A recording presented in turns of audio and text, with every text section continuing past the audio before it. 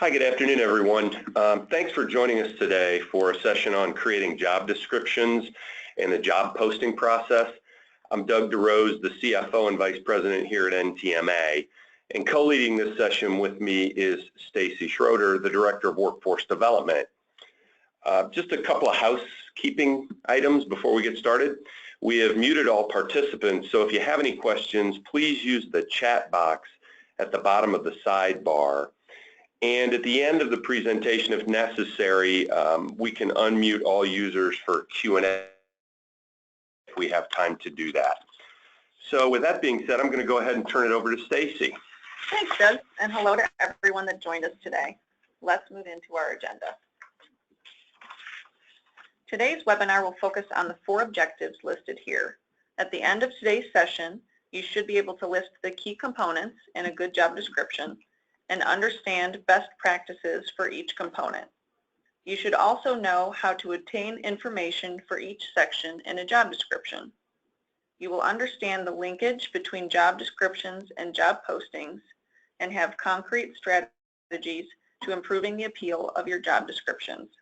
At the end of this session, you will be provided with a recording of this webinar, a copy of the presentation in PDF format, as well as a short playbook covering today's topics in greater detail and a few sample job descriptions.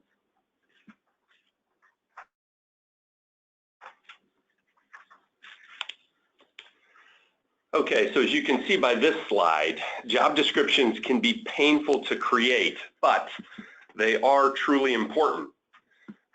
So basically, you look at a job description like the foundation of a house. Without a solid one, there are bound to be surprises and unexpected issues. A great job description concisely explains the skills and the competencies needed to be successful in the role. It also clearly defines where the role is within the overall hierarchy in the company. It also helps to ensure that the candidate and the employer have alignment on expectations of that role. The job description also helps drive performance management conversations because it clearly states what is expected from a person that's in that role. And while there are many job description formats out there, and it's certainly fine to use whatever style is best for your business, the main components that should be included are the following: a job title, the purpose, main duties, qualifications, skills, competencies, and relationships. It's also important to consider what employment details should be conveyed, and that's usually in a job posting. And we'll explain each of these components in more detail in the next few slides. All right, so a job title is the starting point of any job description and is also critical for job postings, which we'll go into in detail later in today's session. A good job title is accurate and clear and clarifies where the job falls within the pecking order in your company. It also should be gender neutral and self-explanatory, so it's easy for candidates to understand the basics of the role. The purpose or summary is a brief, no more than 4 sentences, blurb about the core of the job. Think of it as the quick elevator speech that answers the question, what do you do for work? The duties or responsibilities section covers the main duties of the role. A best practice is to make it a list in order of importance of outcome-based items with an estimated percentage of time spent on each duty.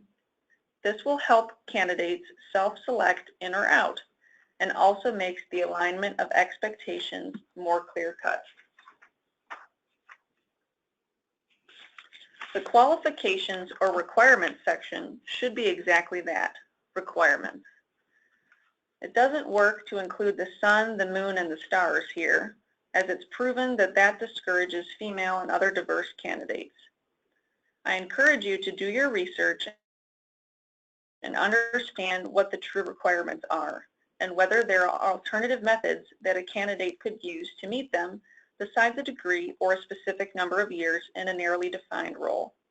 Research has shown that it's more beneficial to hire someone that has higher levels of emotional intelligence and competencies and train them on the technical aspects versus the opposite approach. Skills are tangible and usually technical. They can include things like managing multiple projects, performing effective data analysis, website design, and more. Competencies are traits and attributes that are often more innate within a person, such as leadership, flexibility, taking accountability for actions, being self-directed, having a growth mindset, and more. Reporting and working relationships also help the candidate understand the space that the role fills within the company, those that they would report to, and any that would report to them, as well as the departments that they'll need to work with on a regular basis. For the job posting, it helps to provide additional employment details, such as some of the ones listed here. Things to consider include the work schedule, whether it's set or flexible, the location of the work, whether it's hourly or salary, and if there's any specific notes to mention in terms of work environment or required equipment.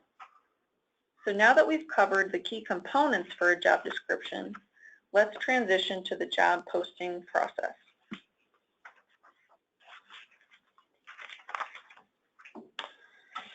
Let's be honest, I'm sure we've all seen some pretty terrible job postings out there. And things have changed dramatically in the jobs marketplace, especially with the advent of online job boards, increased consumer and candidate advocacy, people's desire for corporate social responsibility and to really make a difference in the world through their job and more. So first we'll give some examples of how people are finding jobs now, and then we're going to move into some strategies to attract candidates.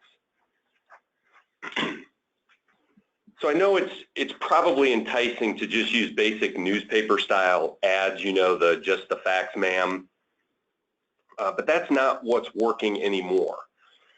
As a lot of you probably know, job postings are everywhere. As you can see from the statistics that are on the slide, there are millions of job postings online each month and many more millions of resumes that are out there. It's important to make your job postings engaging and attractive, not by fabricating anything or embellishing, but by taking the time up front to clearly articulate why it's amazing to work at your company and what the candidate can expect in terms of contributions and their growth potential. It's also important to note not every group responds to online ads. For example, veterans often are better served through direct contact with their military bases or in partnership with local veteran support organizations. And we'll talk more about veteran recruiting as we move through this section as well.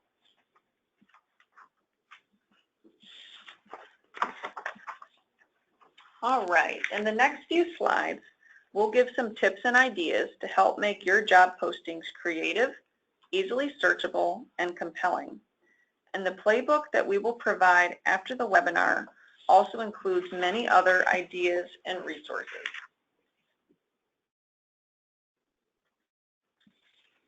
So maybe these two examples are a little bit outside the box, but so are creative and innovative people that can encourage new thinking and different outcomes at your company. It's also important to consider what key points are most important to your target audience. For example, veterans are used to having a whole suite of things covered under their military pay, and they sometimes worry about how to meet those obligations with a civilian paycheck. A great approach would be to focus on the growth and long-term potential as well as other benefits provided. It's also key to make it clear that your company understands how to translate and value military experience. As you can see on the slide, the one on the left is showing how to attract engineers or people who are interested in solving complicated problems. The one on the top right is more around brand management, marketing, sales, that sort of thing. So keep in mind the type of person that would be successful in the role that you're advertising for, and think about ways to appeal to them. It's a known fact that the job title is the most searched for keyword for any candidate. And a great way to ensure your job posting is attracting the right candidates by pretending to be a job seeker. and searching online. So pick a large job board like Indeed.com and type in the job title you're considering for your posting and see what comes up. Don't limit to a specific geography, look nationwide, and scroll through beyond the first page of results. Check out what titles you see and what are the most common, and any of the words that you see very often. Another area to look is to try out the see similar job functions. Are you seeing what you would expect to see? Is that equaling what you're looking for when it comes to the job? And then I'd use those results of that exercise to determine the most appropriate, clear, and searchable job title. Then update the rest of the job posting with as many other keywords as possible. Remember, that's why they're searching. They're looking for those keywords. And many online job boards place your ad based on how completely you fill out the ad. So it's smart to fill out all required and optional fields. Some candidates like to select many different fields to search against, so it's important to make sure your job posting doesn't fall out of the running for a simple reason like missing a field. You want to learn where your target audience gets their news, whether it's from nonprofit organizations, from schools, economic development organizations, churches, community centers, libraries, even in the newspaper, in a newsletter, bulletin boards, plant tours, or free interviewing skills sessions or seminars. There's a lot of different places. The other thing you can do is provide referral bonuses to the current employees that will help you with getting potential candidates. But the vast majority of candidates search by jobs by title. Don't get too out there with titles, make it easy and make it obvious, and there are lots of places to do research.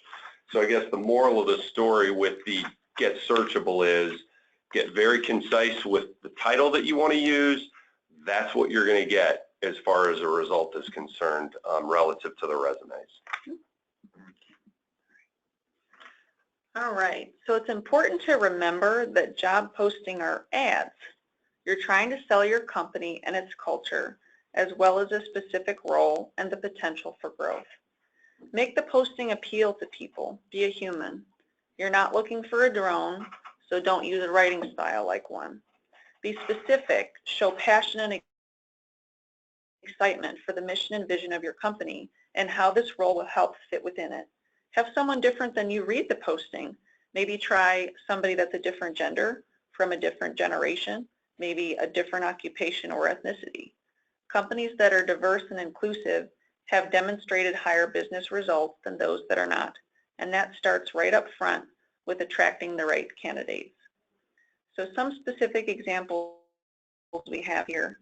Keep your job posting concise. 400 to 800 words is a good range. Keep it applicable. So for example, if you're looking for somebody that can handle databases, use database management. Don't pick a specific software such as Oracle or SAP, because chances are those skills would be transferable and you might turn off candidates that actually could fill the job. Clarify that growth potential. People love to see a potential career path at a company. Showcase what's great about your company in terms of benefits. Maybe you have summer hours. Maybe you have 3% of time dedicated to learning and development. Maybe you partner with Habitat for Humanity or other volunteer organizations. There's lots of great things out there. Share them with your potential candidates. Think visual. Can you use different images, different fonts? Think of ads that you've seen that resonate with you and that you remember. Make it compelling and unique to get the candidates that you want and need for your business.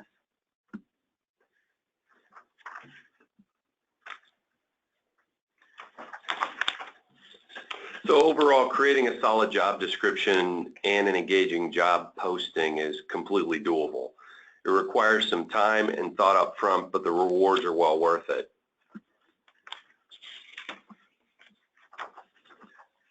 So in summary, we've covered the objectives that we set out to achieve. So we've covered what the key components are in a good job description, how to get information for each section in a job description, describe how job descriptions are used in the job posting process, and discussing strategies to improve the appeal of job postings. And just to give you a flavor of the playbook that will be coming your way, we have a document that's approximately 6 pages long that covers the components to include in a job description with detail around that. We also include a section on how to build a job description with several resources, how to create a job posting with 4 resources, and a special section with information from Steve Nolan, thanks to Bracewell, specifically focusing on how to attract veterans to our industries.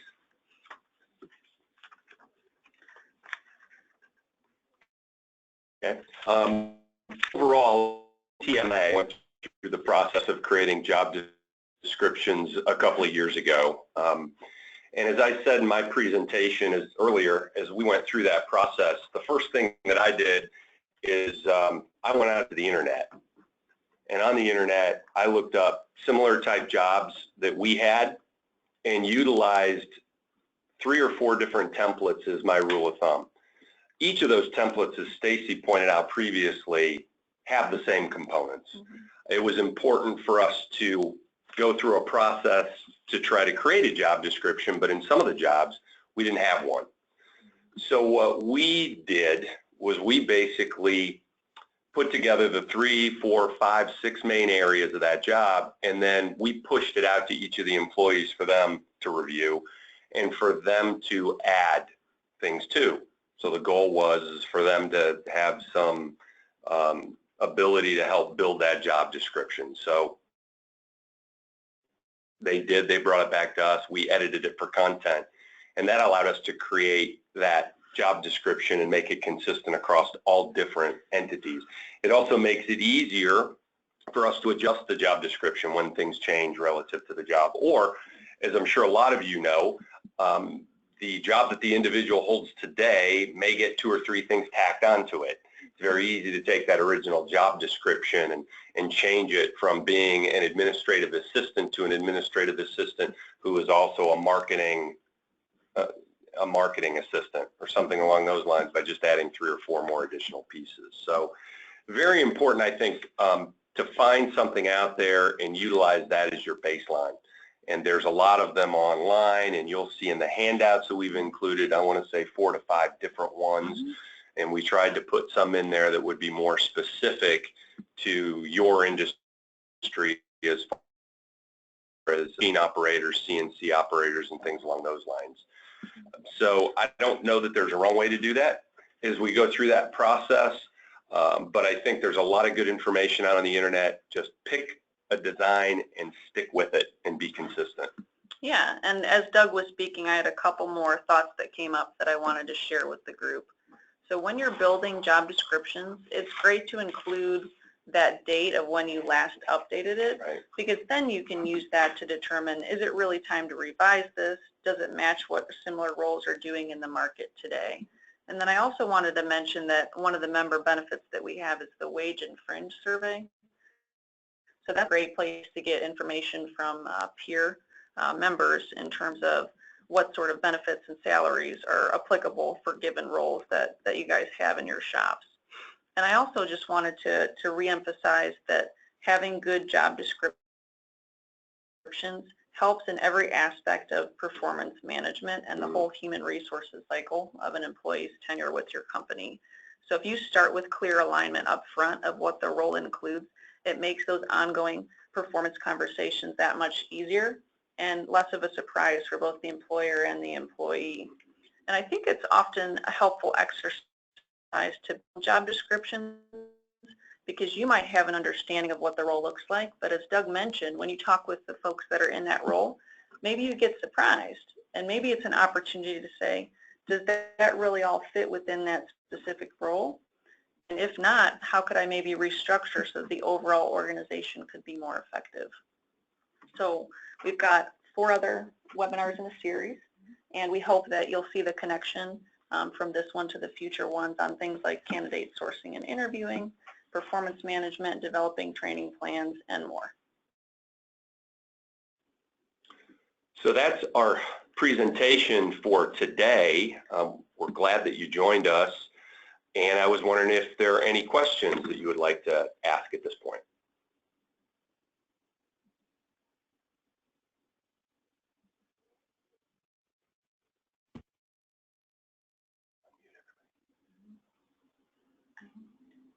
Okay, so we unmuted everybody, so if anybody wants to go ahead and ask, it'd be easier for us with the small group that we have to just kind of have a conversation.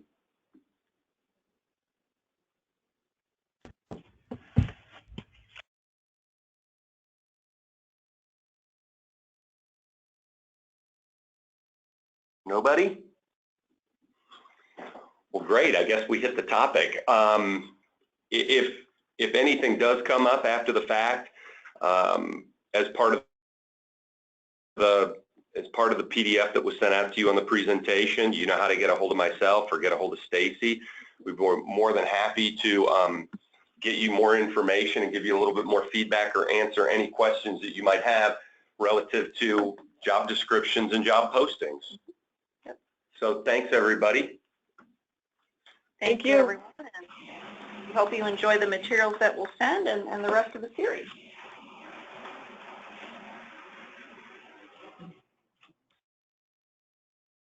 Thank you.